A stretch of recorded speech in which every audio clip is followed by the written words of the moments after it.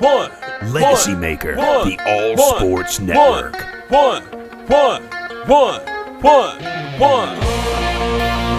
Welcome to the 101. When it comes to ratings, man, we number one. I get the truth, then I give them the scoop. If anybody got a question, I give them the proof. Welcome to the 101. When it comes to ratings, man, we number one. I get the truth, then I give them the scoop. If anybody got a question, I give them the proof. Welcome to 101 at LegacyMaker Sports Network. Hello, everybody. Darrell Owens, LegacyMaker Sports Network, and welcome to the 30th edition of 101 here on the LegacyMaker Sports Network. And with me today, this is my homie. You know, I've known her for some years now. We bumped elbows in Washington, D.C. on multiple occasions. Wizards games, I don't know. I mean, Mystics games, the Washington football team. Hurry up and get us back in. Games, all that phenomenal stuff. My homegirl, she is the founder and CEO of DoubleTake Sports and of Parks PR. Carita Parks. Carita, how you doing today? I'm good. Thanks for having me. I'm excited to be here. And 30 is a milestone, so congratulations. Thank you. I tell you, it's funny because, you know, when I started this, you know, obviously COVID was smacking us upside the head, and I was trying to figure out exactly what I wanted to do. But it's something I've always wanted to do, you know, and a part of being a part of Legacy, we want to help tell people's legacies, how they build themselves, how they, you know, created their brands and all that good stuff. And today I know we got a great one because I've seen in the last 3 years that I've known you, I've seen the growth beyond years, and I've seen the great things you've done. And I'm just glad to have you on, Carita. Thank you. I appreciate that. Awesome. And of course, you know, we always start one-on-one, everybody, with the check-in. So Carita, we just want to check in on you, your family, and how everything's been going through COVID. It's been a wild month. I think when I first started the show, it's been 2 months, it's been 3 months. Well, we're sitting in month 7. And it's not closing out the way we wanted to. But, you know, with all the social injustice, with the election coming, just so much going on. Yeah. Just tell us how things are going for you and your family. You know, considering all things, I'm doing fairly well. I've been able to try to have tunnel vision as much as possible and just work on some projects that I've been wanting to bring to fruition. And obviously not ignoring what's going on around me, but you have to kind of try to do your best to stay in a positive mindset. I will say the hardest thing is probably being here away from family, because I'm originally from Jacksonville, Florida. So I'm at least a 10-hour drive from family. So sometimes I'm like, I just wish I was a little closer. I could just drive to my mom's house here and there. But, you know, I have some great friends and I've built some great relationships here. So they've been keeping me positive, and we've been trying to actually just keep each other positive and stay connected because, like you said, here we are in October and we have no idea when the end will be in sight. And it's definitely shifted everyone's life in some way, shape, or form. So this is definitely a time none of us will forget. Right. I don't think any of us will ever really forget this year. I know I had early in when we started one-on-ones, and someone said this, 2020 will be in the history books. It'll be one of those years you're like, man, do y'all remember? Like, you know how they always say, the year of 1969, the summer of love or whatever. You'll remember this one. You're not forgetting 2020. This will be in museums, okay? Like this year is going to be in museums. And like you said, with the election on top of that, that's coming up. And I'm just like, I'm like 2020, I can't take anymore. I'm exhausted. I'm exhausted. I'm not even gonna lie to you. I'm exhausted. I need a 2020 break. I'm so ready for that. Don't we all? And also Duval. I just throw that in there for you. Yes. I love to hear it. Now, Carita, you've been doing a lot in the sports world. Tell us where your passion of sports, where did it come from? What was that moment as a child that you said, man, this is just something I love with all my heart and soul? Where did that passion for sports come from? For me, it's a combination of things. So on one end, I grew up in a household. My mom, she was always watching some type of sport, whether it was football, basketball, tennis. I mean, she really watched a breath of sports. So that kind of got me into it, just being around her. And like I said, always watching it. But then on top of that, I come from a family that is track and field. So my mom ran track, my uncles, my aunts. And so I also ended up running track in middle school and high school. So you have that competitor side where I was involved in sports, but then you also have the spectator side. So I just feel like it ended up encompassing me. And as I got older, I was like, I really want to be involved in this industry. And that's it's crazy because like then we all had that moment where you're like, all right, this is that time, this is that place. And I think, obviously sports does that for you. I think the first time that I felt like, all right, this is it for me. This is like, oh man, I'm in love with sports. Probably was when I was in 8th grade playing Little League basketball. It was my first year playing organized sports, and I hit a game-winning shot. And I remember how important it was. I just remember like running across the court and thinking like, oh my God, I just hit the game-winning shot. I think that was the moment that like really triggered a little bit of my love for sports. But then it was that, that thing that just took over me. And, I think watching SportsCenter every day, locking in, learning from some of the greats. I think I listened to it in the morning, in the evening until I fell asleep. Fell asleep listening to SportsCenter, woke up listening to SportsCenter.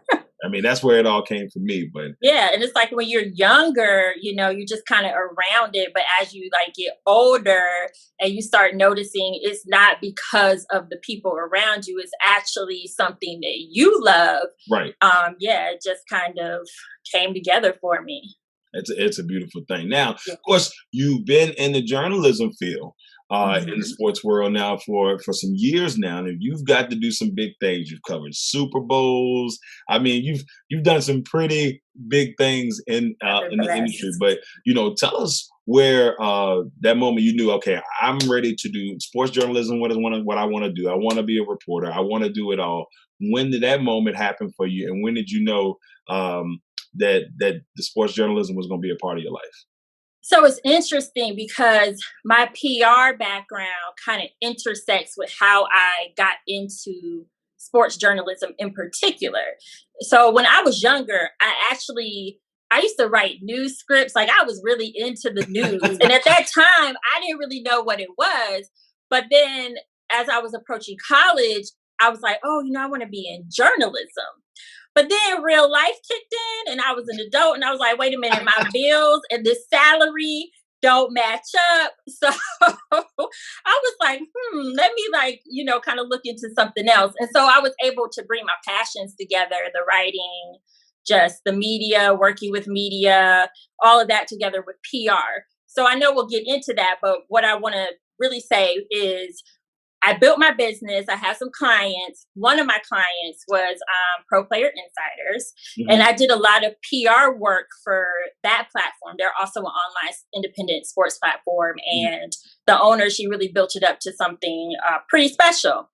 So in doing work for her, we actually went to Super Bowl in Phoenix. Like I had that opportunity to do that. That was like my first major event with her. And there were a lot of events that they had going on and I was handling the PR for it. So during that time frame, I actually tagged along with some of the reporters to the player media availabilities. And at this point in time, I'm laser focused. Like if you know me from journalism and like we've been in the same path, I'm a laser focused no matter what I'm doing. So like I'm there for PR. That's what I'm focused on. I got to get media to these events. Like that's what I'm thinking about. But anyway, at the media availability, I ended up having an opportunity to interview Russell Okung. One of my colleagues encouraged me to do it. Now, mind you, I've never done an interview at this point. Wasn't thinking about journalism, but it ended up being like a really good casual conversation. And so the more I thought about it after I had some time to reflect and after the event was over, I was like, that really came naturally. And I grew up wanting to be in journalism.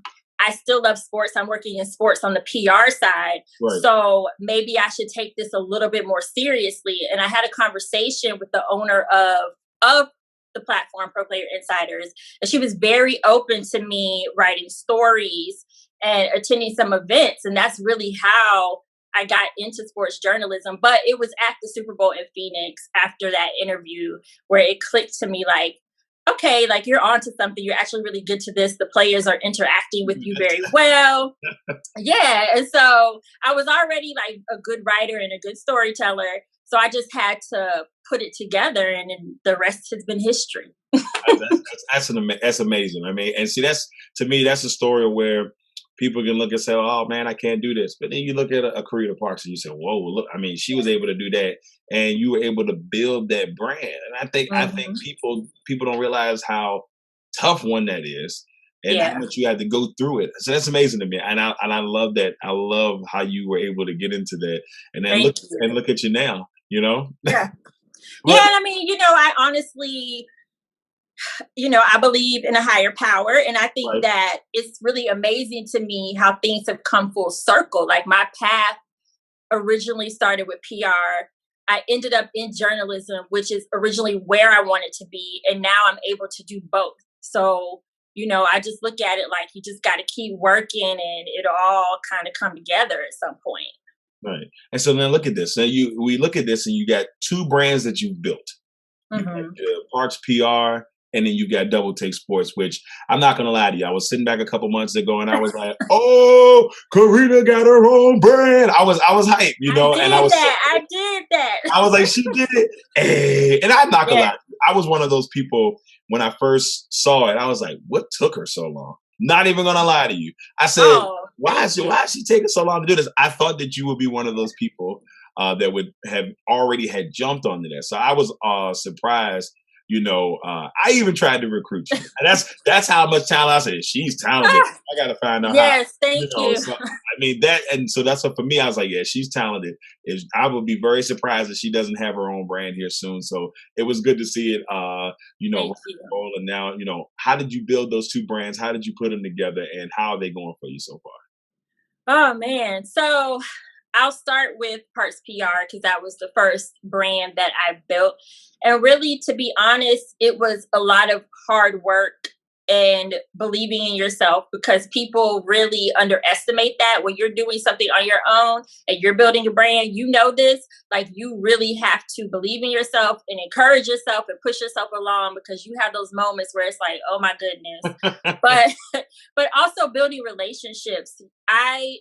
For me, I'm a friendly person, but networking is something that I don't really necessarily like to do because sometimes it feels forced. It just depends on the situation. Yeah. When it comes naturally, that's perfect. But just actually like going out to network, don't like it. But I said to myself, if I want to be successful, I have to do that. So I put myself in different rooms and I just met different people. And once again, I just think things aligned as they were supposed to. So my first client he has a platform called Words Live, and it infuses English and hip hop essentially. But he actually introduced me to someone who was working with Penny Hardaway on a radio show. So that ended up being like, those two ended up being my first clients, but the Penny Hardaway radio show ended up being one of my major clients. So from there, I just met different people and I started being able to use the work that I had done in the past to show like, hey, I'm good at what I do and I can do this. And truthfully, I'll be honest, like I was very blessed in the sense that a lot of my work came from word of mouth. So the more I did good work, the more I was referred. And that's kind of how I ended up building my brand. And then in addition to that, I love sharing my expertise, so I would do videos as well. I could do better at that, but it gets busy. So but I started doing videos and people kind of appreciate getting that knowledge. So that was that. And then for DoubleTake Sports, man, that was on my spirit for like a while. So it's funny that you said, what took you so long? I mean, I was wondering. Yeah, like that was on my spirit for a long time. And I had honestly been working on it very slowly, but before the pandemic. Right. The pandemic gave me an opportunity to really focus on it because, everything just slowed down. And I just put the pedal to the metal and I was like, I'm going to do this. and I'm going to push this out. And I think with DoubleTake Sports, because I have done work and contributed to other platforms, I had already started building a brand in sports. Right. So by the time I pushed out DoubleTake Sports, people probably did feel the same way. Like, well, what took us so long? So like the support was there. I mean, I'm still trying to grow, but the support was there. And I was actually blown away at the support that I got when I rolled it out, because I just didn't realize, it would be like that. I thought I was going to have to, do a PR campaign. So let me go to my expertise and see if I can Right. But it really didn't happen like that. I mean, to me, I look at it and say, well, like I said, I think a lot of people already probably thought you had your own platform. And for me, when I first met you, I thought you already had your own platform. Then I realized I was like, man, we got to do whatever it takes, And so, I mean, I said, I'm so happy for you, because I knew, I knew when I first had a chance that we met and all that good stuff, I said, she's talented. So it was good to see someone out there in the game, working hard and inspired me, to be honest with you. Most of the people that I've brought on the show are people who inspired me, who I watched their work and I said, man, I love the hard work that they put in. And that's what I saw from you. So for me, I'm so happy for you, and congratulations on all your success. I really appreciate that. I mean, sometimes we don't realize what we're doing can inspire other people. So it's really great to hear that. Well, now that we've gotten a little bit of the background set, it's time for my favorite segment of the show. It is time for Quick Ones. Carita, are you ready for the Carita Parks edition, the AKA DoubleTake Sports edition of Quick Ones here? I don't know. I've seen these quick ones, and there's some stumpers sometimes. So I guess we shall see. Yeah, I'm here to stump. That's my job. So I'm gonna try to stump you on a couple of them. Let's see what that mindset is. You ready? I guess. All right. So the first one, and this is one I kind of give everybody, but I like to see where your mindset is on this one. Give me your favorite athlete of all time. Ooh, my favorite athlete of all time. It's like a tie between Vince Carter and Allen Iverson. And that's probably what nobody would think. But I mean, growing up, man, I love their game. And I do feel like NBA back when I was growing up is different than the NBA now. But I mean, they were talented in their own ways, especially like Vince back in his heyday with the Air Carter and making them dunks. So it's like a tie between Allen Iverson and Vince. Yeah, I can see this. See, that for me, it's like, I look at that and I was like, yeah, because Vince Carter, when he first came out, he was North Carolina, and they thought he was going to be a decent NBA player. Nobody saw the 22-year career. It feels like 20. It was a 22-year, right? I believe it's 22. Don't get me to lying, but I do think it's 22. Yeah, don't get me lying. So 22 years in the league and all the greatness he done. And then, of course, AI is from the 757 here in NBA. So, Michael Vick, guys like that are, Virginia sports guides, Lawrence Taylor, those guys, those are sports guys around here. So AI, he was the one when I was a kid that made me say, oh man, that's when I fell in love with Georgetown uniforms. Oh my God. The Georgetown uniforms when I was a kid were phenomenal. They had that little, they are nice. When he was there, they had that little blue and gray stitching on the side. I was like, that's a bad jersey. So I was a Georgetown fan for a while just because of Allen Iverson alone. Yeah, he just kind of was a trendsetter in so many ways. I mean, just the game, the outfits, the braids, everything. Everything. And people don't practice. We talk about practice. Right. And then nobody talks about it, but Vince Carter is a Floridian. So, yes, he is from the Daytona area. So, I did not know that. That's what I said. Nobody talks about that. Yeah. If I had to take a guess, I probably would have said he was from North Carolina. Only because he went to UNC, but I had no clue he was from Florida. I learned something today. Yeah, he had a restaurant. He had a restaurant down there, and I think he has some sort of clinic now. I forget. I want to say it's a mental health facility, but he still gives back to his community. So that's Vince Carter, old Vince Carter. All right, next one. Let's see. The interview you've always wanted to do. Ooh. Yeah, stumper. There we go. Bam. that is the stumper. I will say it's the interview I've always wanted to do, but I think it's the interview I want to do now. I would love to interview Colin Kaepernick just because of everything that he's been through. And he really has disappeared from media. It's like I'm sure he don't want to talk to media anymore after like what happened. Right. But I just think he would have such an amazing story to tell, like from his perspective. And then also just everything he's done, even though he's not in the game anymore, you know, he's still staying true to what he believes in and what actually got him blackballed. So I would love to interview Colin. I think if anybody can pull that thing off, I'm gonna tell you right now, everybody gonna be tuning into that man boy. Anybody that grabs that Colin Kaepernick, I know, that's what I'm saying. You know, look, prepare for the blow up because it's about to go down. That's what I'm talking about. It's gonna be big time. Now, this next one here is gonna be interesting because I've never done this with anybody, but for episode 7, and for Carita, I have to do this. Now, Carita, of course, you cover everything that's DC sports. So I'm going to name a DC sports team, and I want you to give me a quick thought on that DC sports team. Oh, goodness. Okay, let's do it. Yeah, okay. Well, let's start off with a layup. Let's go with the Washington Mystics. Champions. I like it. I like Champions. it. I like it. I like it. The Washington Wizards. The Washington Wizards. I'm going to say what I want to say is transitioning. I couldn't figure. I was like stuck between growth, but I don't think it's growth. I think it's transitioning, honestly. Yeah. I see that. The Capitals. The Caps, I would say, I mean, with them, I automatically, even though it's not now, like I can't help but think about the Stanley Cup. I mean, you know, regardless of where they are right now, that was big for DC sports. So I'm just going to say Stanley Cup. All day. Of course, we got to go with the last year World Series champions, the Washington Nationals. Juan Soto.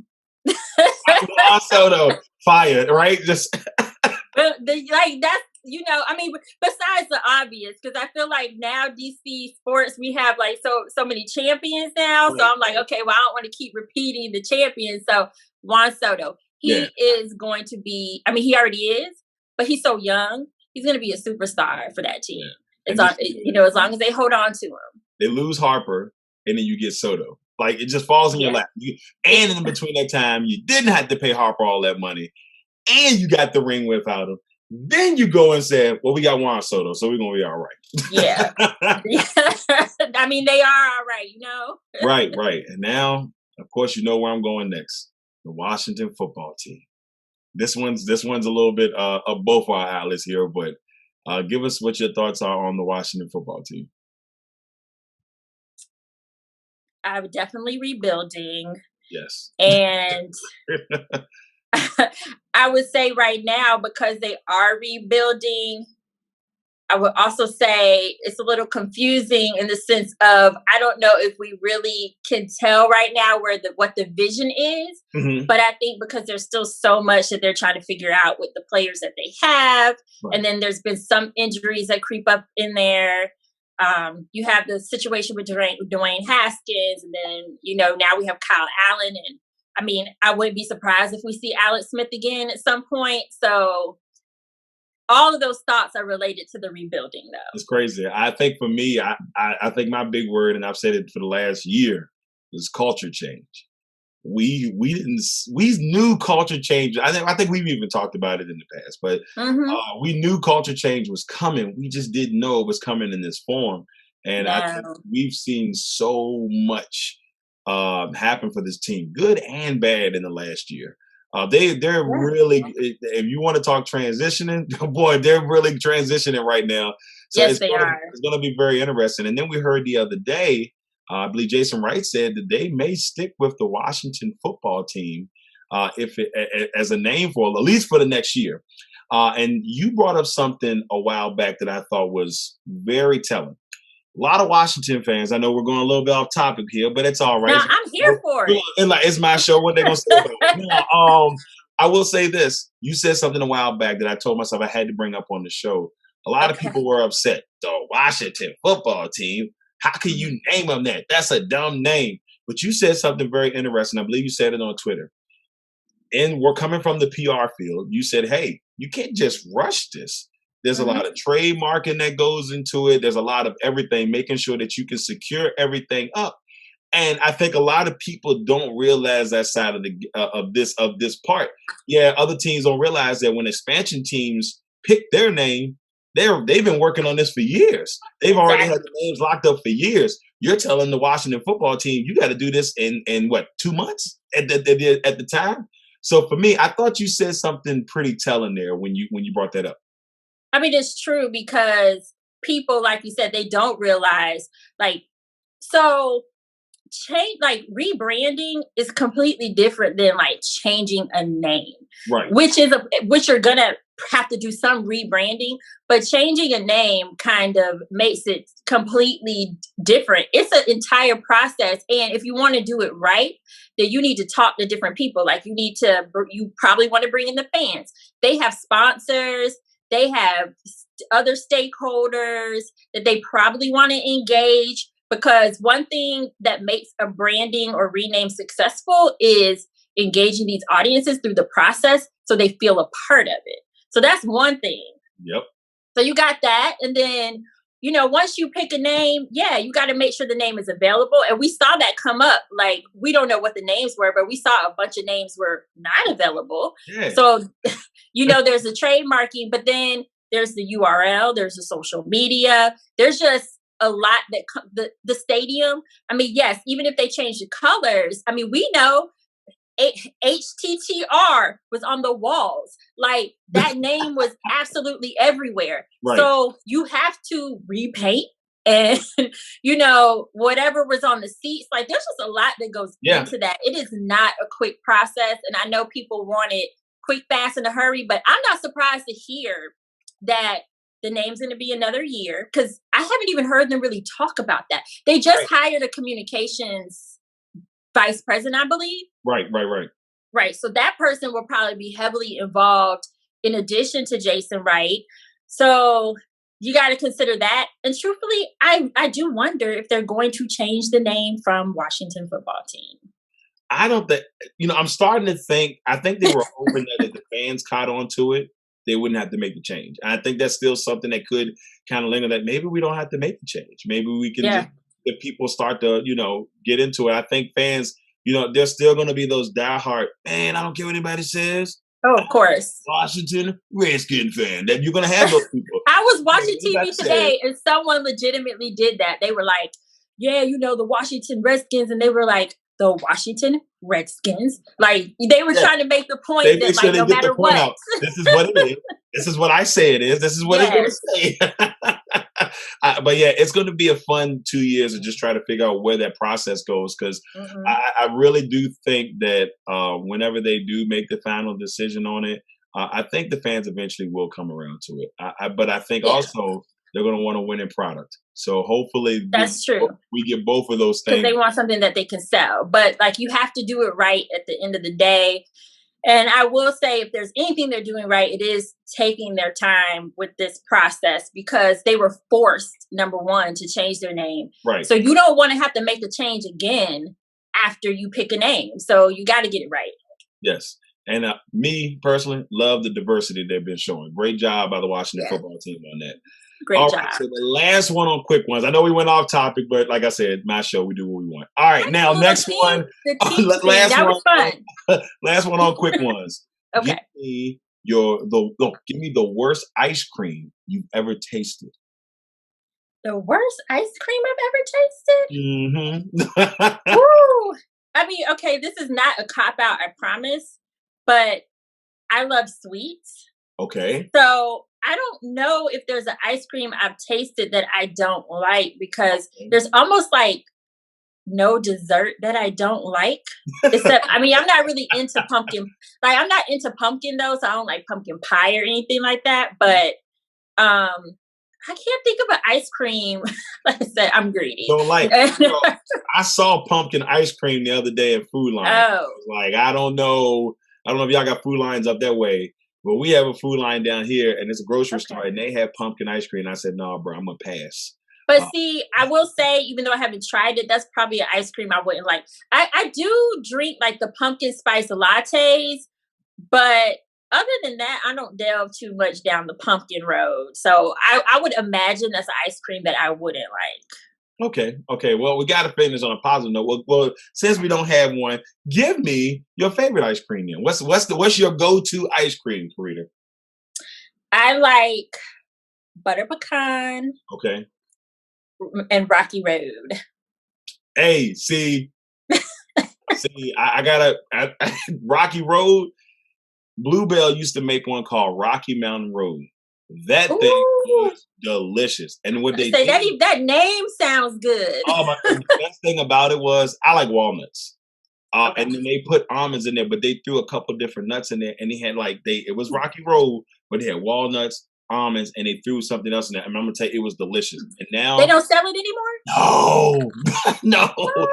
I email them all the time. I'm like, bruh. Oh, you emailed them? Oh man, I emailed them. Come on, man. I emailed them. I sent tweets to them. I'm like, bruh. Oh, that must be a good ice cream. Okay. I'm like, I need y'all to bring it back, man. Just once. I just need it back once so I can say I had it one more time. It's been a couple of years since they have it, but and I just want to try it. Yeah, it's a beast. It's definitely a beast. But that's Bluebell, so I'm not surprised by that.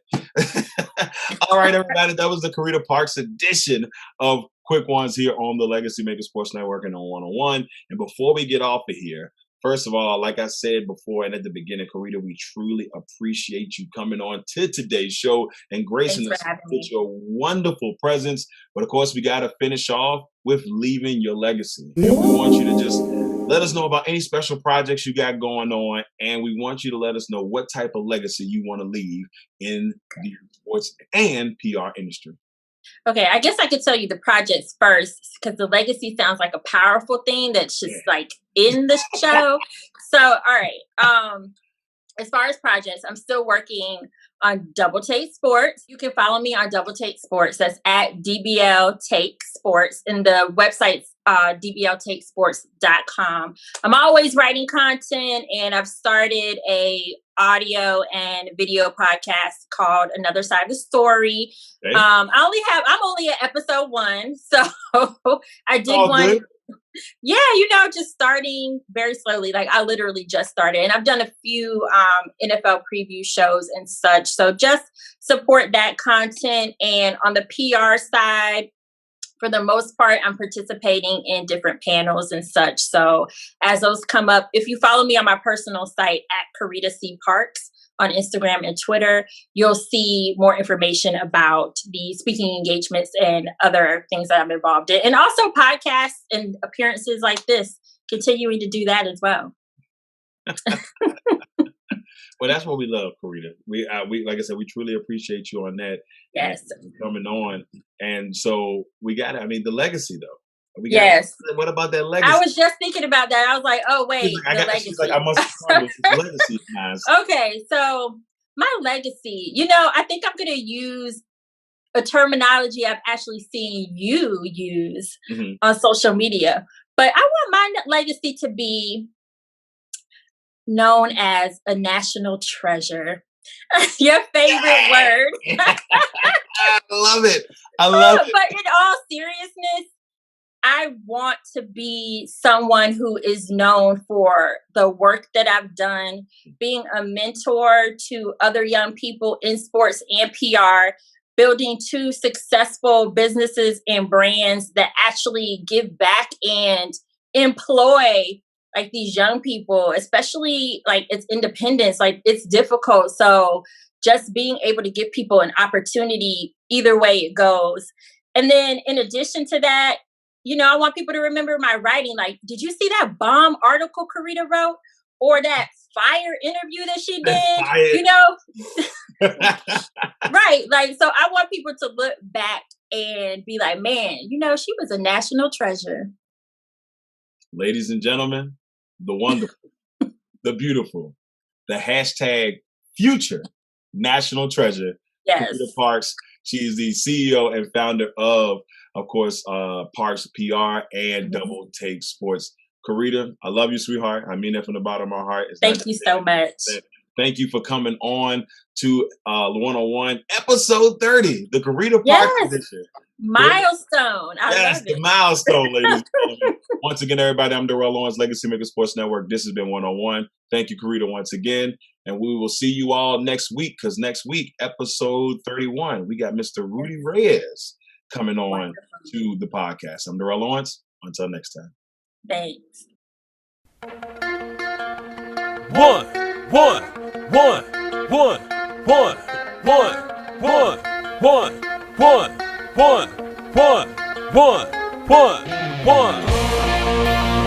Welcome to the 101. When it comes to ratings, man, we number one. I get the truth, then I give them the scoop.